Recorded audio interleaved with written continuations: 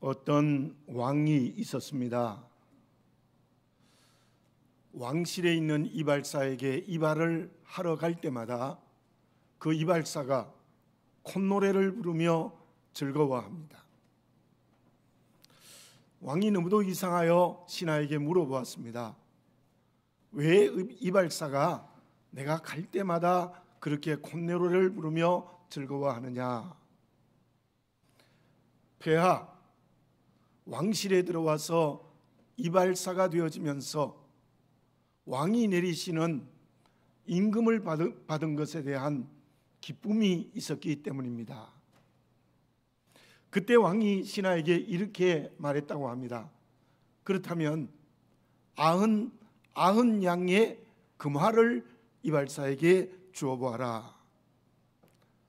엄청나게 큰 돈입니다. 금화 99냥을 그 이발사에게 주었는데 그 다음 이발하러 갈 때마다 이발사의 콧노래가 없어졌습니다. 심각하게 얼굴을 찡그리고 있었어요. 다시 왕이 신하에게 물었습니다. 이발사가 왜 그렇게 되었느냐? 폐하, 어떻게 하면 한 양을 더 보태서 100양이 되게 하는 고민을 하고 있습니다.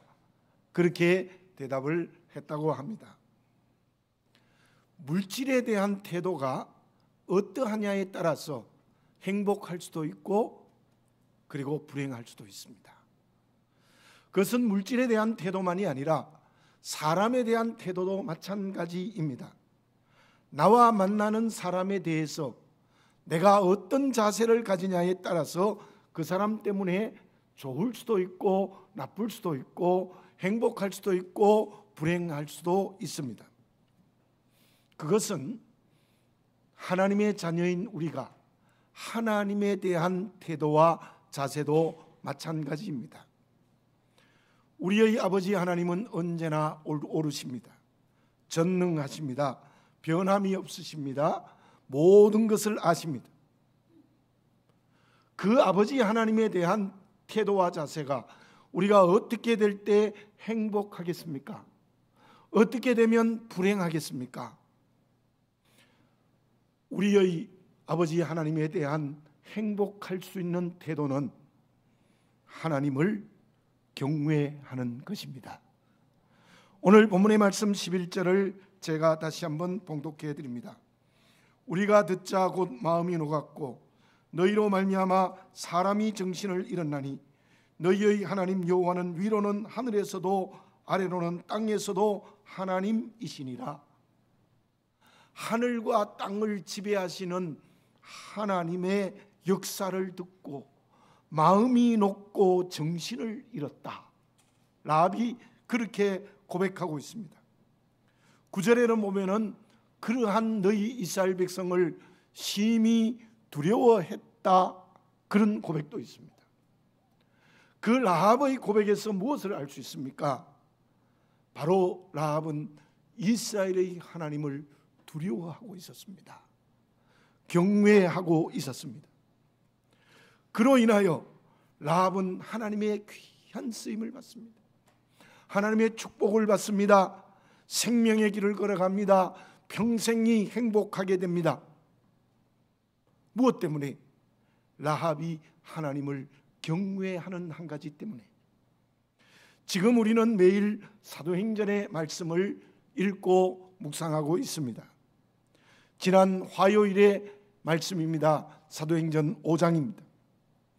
아나니아와 삽비라 부부가 하나님께 드린다고 약속한 물질의 일부를 감추고 드리지 않았습니다. 그 행동을 베드로는 이렇게 말했습니다. 사단의 종이고 성령을 속였고 하나님께 거짓말을 했다. 그 때문에 부부가 다 죽음을 당하는 큰 하나님의 심판을 당했습니다. 은혜로운 예루살렘 교회가 당한 비극이었습니다. 그 이유가 무엇입니까? 아나니아와 삽비라는 하나님을 두려워하지 않았습니다. 하나님을 경외하지 않았기 때문입니다. 하나님께서 아브라함에게 외아들 이삭을 번제로 바치라고 요구했습니다. 하나님이 약속으로 준 아들이, 그것도 100세에 준 아들이 하나뿐인 외아들을 불을 태워서 내게 바치라는 겁니다. 이게 가능한 얘기입니까? 그런데 아브라함은 묵묵히 순종합니다. 그 이유가 무엇입니까? 여호와를 경외했기 때문입니다. 저는 군에서 보병이었습니다. 보병도 철책선을 들어갔다 나갔다 하는 가장 마지막에 선 보병이었습니다. 그런데 이 회바부대에 나와 있을 때에는 매일 훈련을 하는데 아침마다 무엇을 하는가 하면 제식 훈련을 해요. 앞으로 가, 뒤로 돌아가, 우양 앞으로 가, 좌양 앞으로 가, 매일 합니다. 왜 그 훈련을 매일 하는 것입니까? 그것은 군인이 제대로 된 훈련을 받기 위한 기본 훈련이기 때문입니다. 우리의 영적 제식 훈련은 무엇입니까? 저와 여러분들에게 기본이 되는 제식 훈련은 하나님을 경외하는 것입니다. 라합은 여리고성 사람을 두려워하지 않았습니다. 정탐꾼을 숨기는 것이 발각되면 죽을 수도 있었습니다. 그러나 그들을 전혀 두려워하지 않고 오직 하나님만 두려워했고 그 하나님을 경외했기 때문에 오늘 본문의 말씀에 기록된 대로 생명을 걸고 정탐꾼을 숨겨주고 안전하게 돌아갈 수 있는 모든 방법을 동원했습니다. 우리가 하나님 아버지를 바라보는 자녀로서의 기본 자세는 하나님을 경외하는 것입니다. 하나님을 두려워하는 것입니다. 세상을 두려워하지 맙시다. 사람을 두려워하지 맙시다. 물질과 권력도 두려워하지 맙시다. 우리가 두려워할 대상은 오직 하나님 아버지이십니다. 하나님을 경외하는, 하나님을 두려워하는 기본 그리스도인의 영적 제식 훈련이 제대로 되면 행복해집니다. 하나님의 쓰임 받습니다. 하나님의 축복 받습니다. 그러면 하나님을 경외하는 것은 무엇을 통하여서 이루어지는 것입니까? 저는 여자고등학교에서 7년 동안 성경을 가르친 적이 있습니다.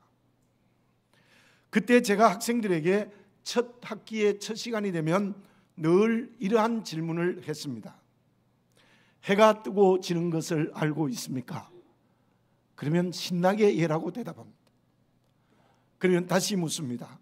해가 뜨고 지는 것을 믿습니까? 믿는데요. 봄이 지나면 여름이 온다는 것을 알고 있습니까? 역시 다 같이 대답합니다. 믿습니까? 다 같이 대답을 합니다. 그리고 제가 이러한 질문을 합니다. 하나님이 계시다는 것을 알고 있습니까? 아무도 대답 안 해요. 그때 한 학생이 손을 들고 어떤 반에서 이렇게 제게 질문을 했습니다. 선생님, 하나님이 계시다는 것을 알려주십시오. 그래서 저는 한 학기 동안에 하나님이 계시다는 것을 열심히 알려주었습니다. 저는 그때 처음 성경을 가르친 것이 아니라 과연 인간됨이 무엇인가를 가르쳤습니다. 소설도 소개해주고 국내외의 소설도 소개해주고 제가 알고 있는 철학적 지식도 동원하고 열심히 한 학기를 이렇게 가르치고 주님의 십자가의 은혜를 가르치면 놀라운 변화가 생깁니다. 한 학기가 끝나면 한 반에 40% 정도가 그 당시 학교에서 학습을 했는데 하나님을 믿겠다고 하는 겁니다. 그 여자고등학교에서 모두가 다 기적이 일어났다 할 정도였습니다. 라합은 이방 여인입니다. 1절에 보면 그의 직업이 기생입니다. 구약 성경의 여호수아는 이스라엘 백성에 대한 이야기입니다. 택한 이스라엘 백성이 중심이 됩니다. 그런데 그 라합은 택한 이스라엘 백성이 아닙니다. 거기에다가 부도덕한 직업을 가지고 있습니다. 어쩌면 몸을 팔았을지도 모릅니다. 그리고 그 라합은 그 당시에 천시되어진 여성입니다. 그런데 그 라합이 하나님을 경외했습니다. 그 경외가 어디에서 온 것입니까? 라합이 정탐꾼에게 말합니다. 9절을 봉독합니다.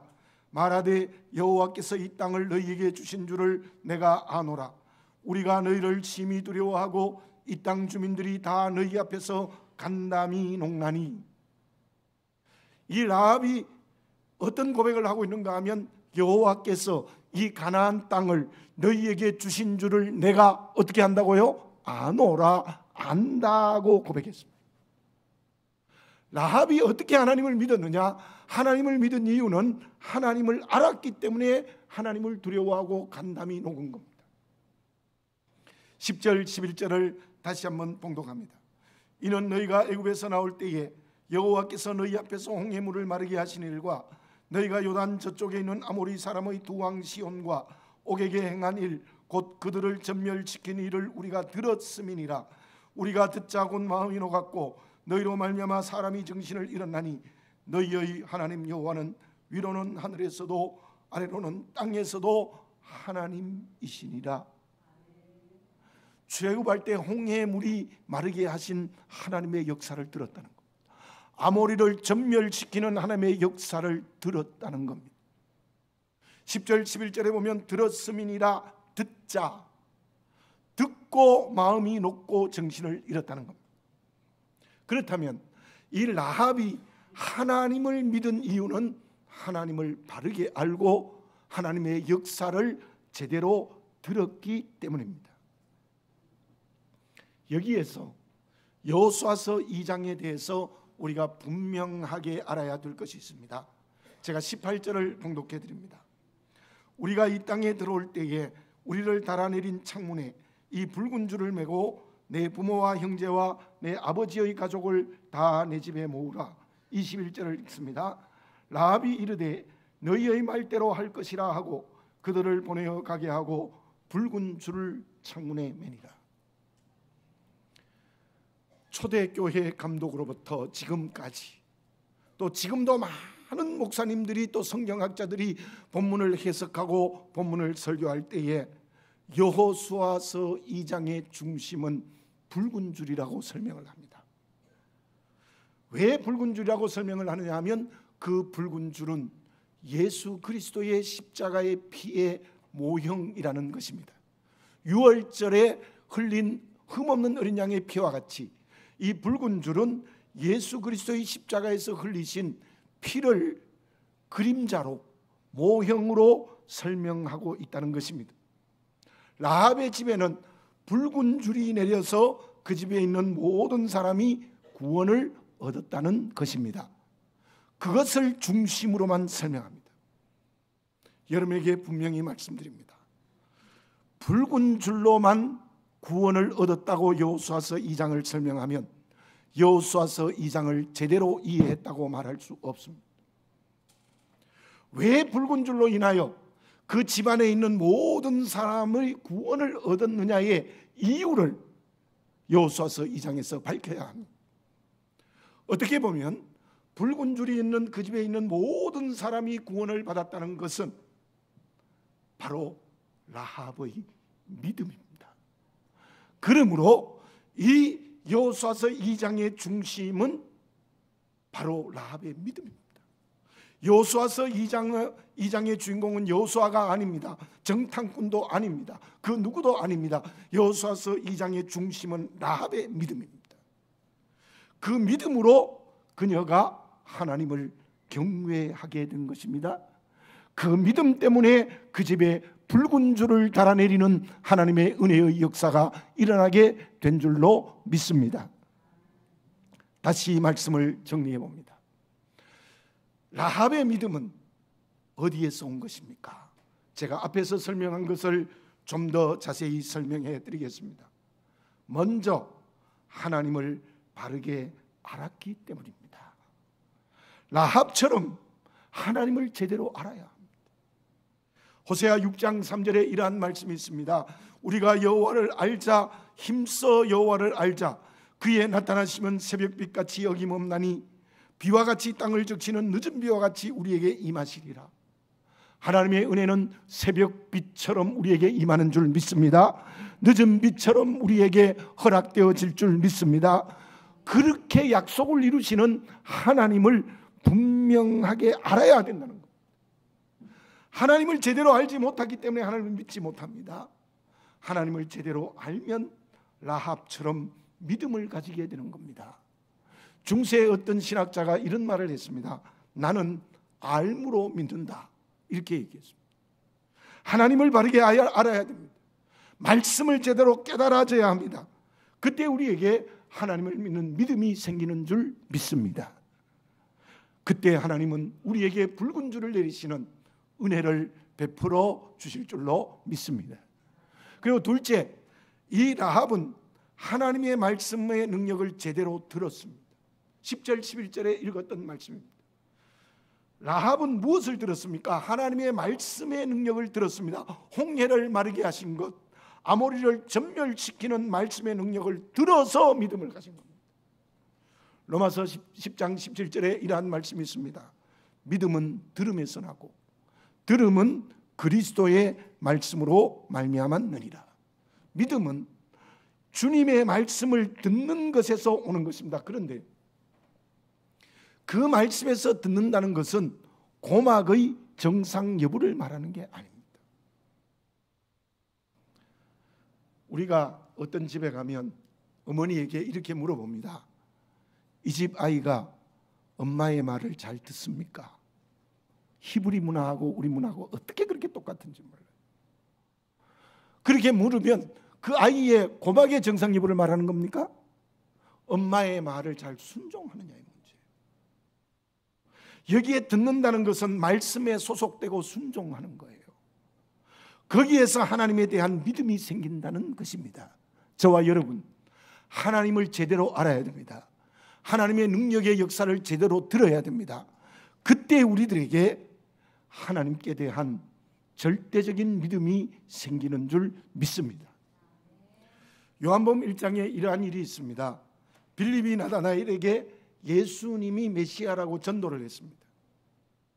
구약 성경에 능통한 나다나엘은 이렇게 대답을 했습니다. 나사렛에서 무슨 선한 것이 나겠느냐.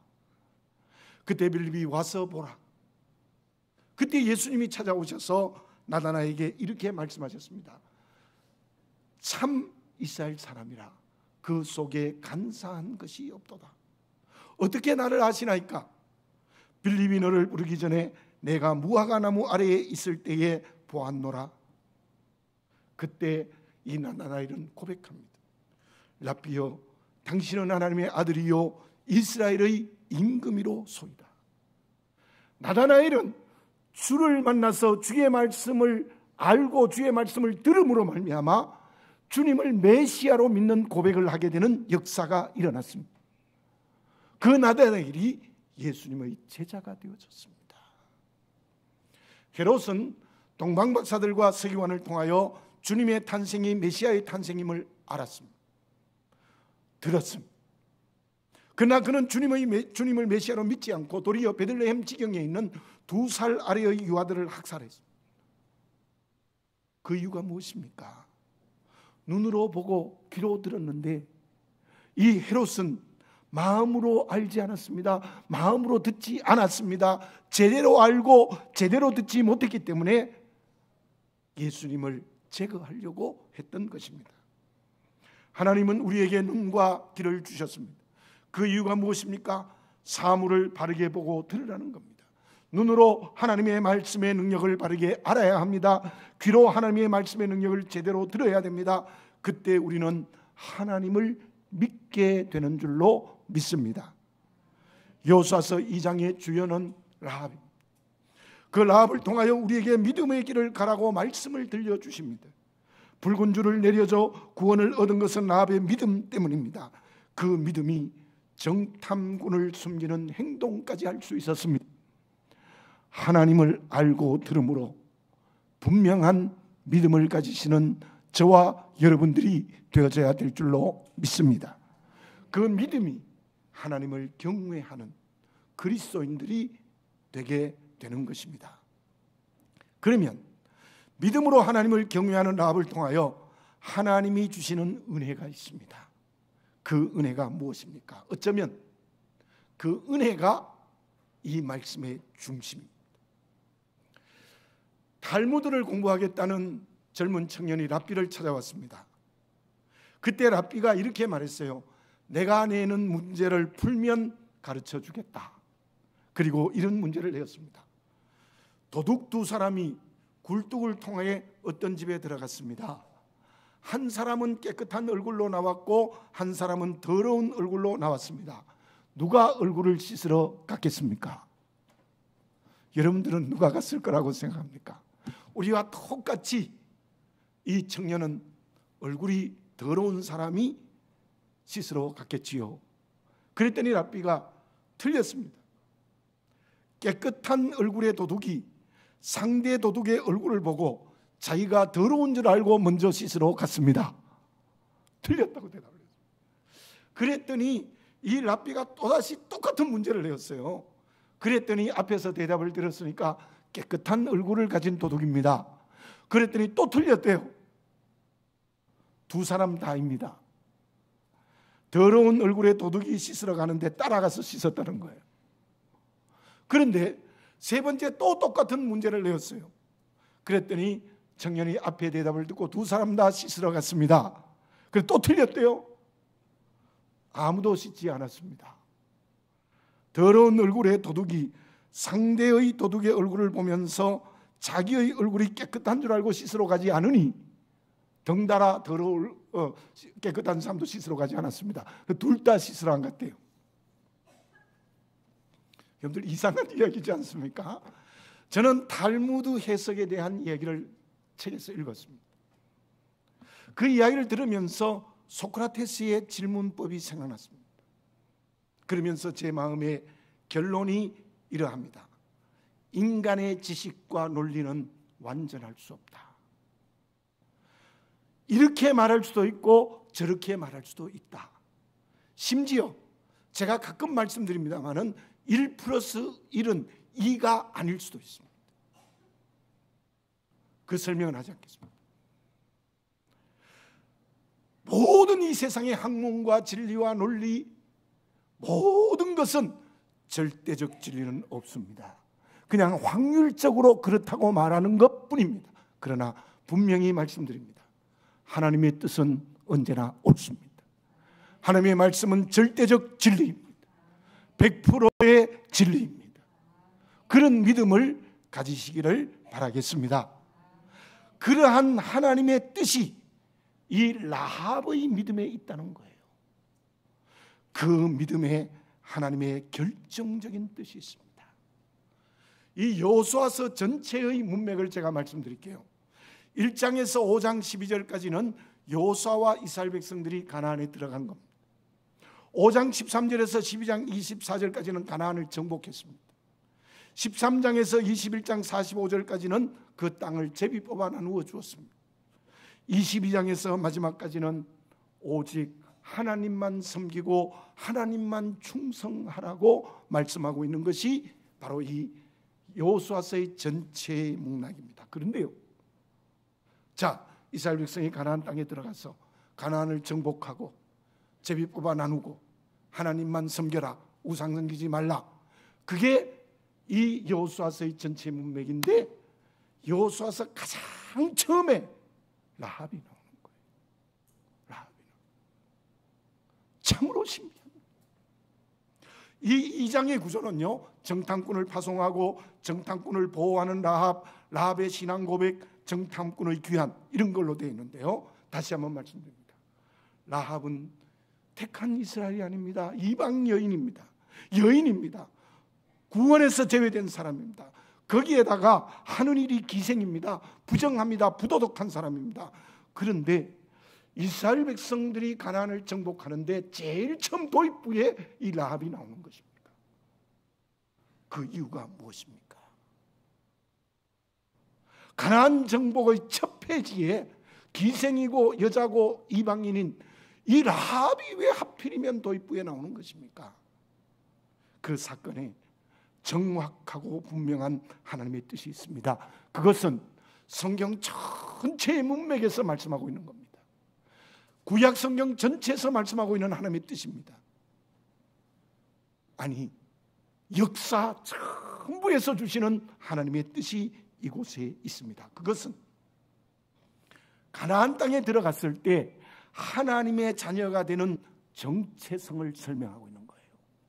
무슨 말씀인가 하면 가나안 땅에 살 사람은 이스라엘 백성만이 아니라 이방인도 믿음을 가지면 하나님의 자녀가 된다는 거예요. 부도덕한 사람도 믿음을 가지면 하나님의 자녀가 된다는 거예요. 여자도 그 당시에 얼마나 처지되었습니까? 숫자도 들어가지 않았으니, 족보에도 없었으니 하나님 믿으면 가나안 땅의 백성이 된다는 거예요. 여러분, 이 라합의 사건에서 우리가 발견해야 될 하나님의 음성의 뜻은 누구든지 빈부귀천, 남녀노소 모든 사람은 믿음만 가지면 가나안 땅에 사는 택한 이스라엘 백성이 될 수 있다는 하나님의 뜻이 바로 이 라합의 사건 속에 있다는 것을 눈을 열어 보는 역사가 우리에게 일어나야 될 줄로 믿습니다. 근데 이스라엘 백성은 어떻게 되었습니까? 도리어 그들은 결국 영적 기생이 되어 바알과 아세라의 우상을 섬겼습니다.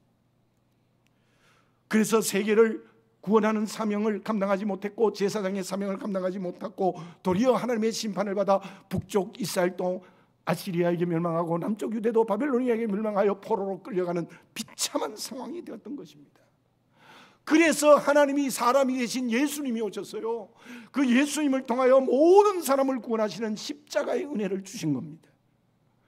하나님이 은혜로 모든 사람을 구원하는 십자가의 은혜가 라합의 믿음에 있는 겁니다. 십자가의 은혜가 라합의 믿음 속에 있다는 것을 눈을 열어 보아야 되는 것입니다. 사랑하는 교우 여러분들, 제가 수없이 말씀드린 출애굽기 19장 5절을 다시 한번 말씀드립니다. 세계가 다 하나님의 것입니다. 세계가 다 하나님의 것입니다. 대한민국도 하나님의 것입니다. 저 아프리카에 고통당하는 사람도 하나님의 것입니다. 이슬람도 하나님의 것입니다. 모두가 다 하나님의 것입니다. 그리고 하나님께서는 그 모든 사람이 구원받기를 원하셔서 주님의 십자가의 은혜를 우리에게 주셨다는 거예요. 그러므로 우리에게 중요한 두 가지가 있습니다. 하나는 고정관념을 버려야 됩니다. 나는 이만큼 되었으니 이만한 사람만 인정하겠다. 그는 믿음으로 사는 그리스도인이 아닙니다. 나보다 못한 사람, 나보다 울고 있는 사람, 상처받은 사람, 도덕적이지 못한 사람, 가난한 사람, 건강하지 못한 사람, 모든 사람을 사랑해야 돼. 모든 사람을 사랑해야 돼. 그리고 또 하나는 그 사람들을 구원하는 제사장의 사명을 감당해야 된다는 것입니다. 저와 여러분, 모든 사람을 품에 안으시기를 바라겠습니다. 그리고 그 사람들을 구원하는 제사장의 사명이 나에게 있다는 것을 분명하게 하시는 저와 여러분들이 되어져야 될 줄로 믿습니다. 교회가 그래야 됩니다. 누구든지 교회에 올 수 있어야 됩니다. 누구든지 교회에 올 수 있어. 교회의 문턱이 높으면 안 됩니다. 저는 어떤 사람에게 이런 이야기를 들었습니다. 교회 가니까 너무 휘황찬란한 음악이 있고 너무 거룩하고 깨끗해서 못 가겠다. 그 사람이 잘못이죠. 그러나 우리는 교회의 문턱을 낮추어서 모든 사람이 교회에 와서 구원받는 역사를 일으켜야 되고, 우리 교회는 모든 사람에게 복음을 증거해야 돼요. 특별히 힘들고 어려운 사람, 저 베트남의 산족, 아프리카에 울고 있는 사람들 도와주고 함께하고 그들을 구원해야 되는 것이 교회의 사명인 것입니다. 저와 여러분, 우리는 다시 한번 왜 이 세상에서 믿음의 모범을 보여야 되고 왜 사람을 구원해야 된다는 제사장의 길을 걸어가야 된다는 것의 해답을 이 라합의 사건에서 얻으시는 저가 되어져야, 우리들이 되어져야 될 줄로 믿습니다. 그것이, 그 하나님의 뜻이 해가 동쪽에서 뜨는 것보다 더 분명한 진리입니다. 라합은 믿음으로 하나님을 경외했습니다. 라합과 같이 하나님을 알고 들음으로 분명한 믿음의 그릇이 되어지시기 바라겠습니다. 그때 우리는 하나님을 경외할 수 있습니다. 그 경외함이 하나님의 뜻을 이루는 실천으로 나타나야 되는 것입니다. 그것은 모든 사람들을 사랑하는 것입니다. 모든 사람들에게 믿음의 모범을 보이고 주님의 증인이 되는 것입니다. 결과는 어떻게 되어졌습니까? 하나님이 약속하신 가나안 땅 정복의 출발이 라합의 믿음에서 시작되었고, 그 라합은 마태복음 1장 5절에서 이렇게 말씀하고 있습니다. 살몬은 라합에게서 보아스를 낳고 그 기생 라합이 주님의 조상이 되어졌습니다. 예수님이 이 세상에 태어나는 조상이 되어졌습니다. 정말 그 라합은 축복의 통로가 되어진 겁니다. 하나님이 제일 크게 축복하는 축복의 통로가 되어진 것입니다. 라합의 믿음이 나의 믿음이 되어지시기를 바라겠습니다. 라합의 믿음이 우리 교회의 정체성이 되어져야 될 줄로 믿습니다. 그때 하나님께서는 이 세상을 하나님의 나라 되게 하는 축복의 통로로 상급 주시고 기업 주시는 역사가 일어나게 될 줄로 믿습니다. 시편 87편 6절에 이러한 말씀이 있습니다. 여호와께서 민족들을 등록하실 때에 그 수를 세시며 이 사람이 거기서 났다 하시리로다. 천국에 가면 우리 하나님께서 이 사람 너 때문에 여기에 왔다, 이 사람 성암교회 때문에 여기에 왔다, 베트남의 산족 성암교회 교인들 때문에 여기에 왔다 하면 그보다 더 큰 축복, 그보다 더 큰 상급이 어디에 있겠습니까? 그것은 라합의 믿음과 여호수아 초두의 라합을 구원하시는 하나님의 뜻에서 발견할 수 있는 진리요 하나님의 뜻입니다. 우리 모두 하나님의 축복과 상급이 가장 큰 교회와 그리스도인이 되는 길을 걸어가야 될 것입니다. 사랑하는 교우 여러분들, 믿음으로 하나님을 경외하고 있습니까? 그 경외함이 삶에 나타나고 있습니까? 기도드리겠습니다. 사랑하는 아버지 하나님, 하나님을 바르게 알고 들음으로 라합의 믿음이 나의 믿음이 되어 그 믿음이 삶으로 나타나는 저희들 되게 하여 주시옵소서. 그때 우리는 그 누구도 그 무엇도 두려워하지 않고 오직 하나님만 경외하는 믿음의 그릇이 될 수 있는 줄로 믿습니다. 그 하나님을 경외하는 것이 있다면 그 경외함이 삶의 실천으로 나타나 모든 사람을 내 품에 안고 그들에게 믿음의 모범을 보이고 그들을 구원할 수 있도록 허락하여 주시옵소서. 그렇게 살아있고 건강한 믿음이 되게 하시고 우리 교회가 그러한 공동체가 되어서 가까이서 멀리까지 그들을 사랑하고 그들을 구원할 수 있는 제사장적인 교회가 될 수 있도록 축복하여 주시옵소서. 사랑하는 아버지 하나님, 믿음으로 하나님을 경외하고 그 경외함이 하나님의 뜻을 이루는 오늘의 삶이 되게 하여 주시옵소서. 예수님의 이름으로 기도드립니다. 아멘.